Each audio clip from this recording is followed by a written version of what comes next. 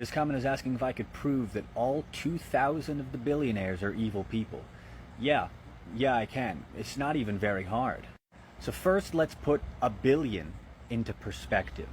1 million seconds is about 12 days. 1 billion seconds is just under 32 years.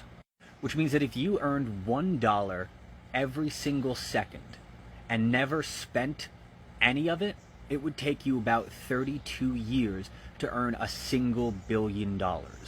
If you earned $5,000 a day from the time that Columbus started his infamous voyage, it would take you about 527 years to earn a single $1 billion. And there are people out there with multiple billions of dollars.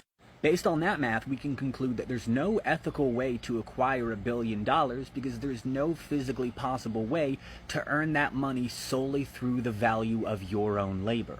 Which means that in order to become a billionaire, you have to steal the labor value of thousands, if not millions of people. And we know that this is the case. And we know that this is the case because between 1979 and 2021, the average productivity, meaning the average amount of labor value produced by the workers, has increased by 64.6%.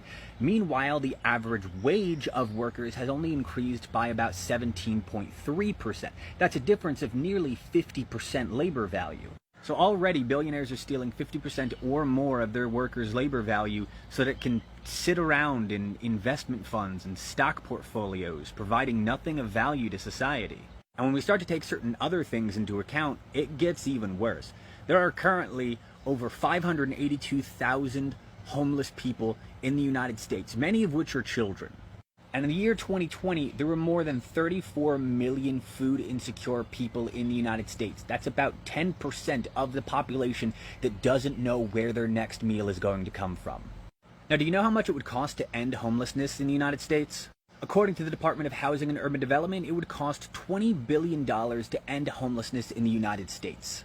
And there are currently 770 billionaires in the United States. Putting aside the fact that Elon Musk alone could end homelessness for half the cost of what he paid for Twitter, if we split it up evenly across all 770 of them, each of them would only have to pay out a lowly $26 million. And yet, despite the ease with which they could end homelessness in the United States, billionaires are wasting their money on vanity projects like dying in a sub at the bottom of the ocean and buying Twitter. There is no room for billionaires in an ethical society. They quite simply shouldn't exist.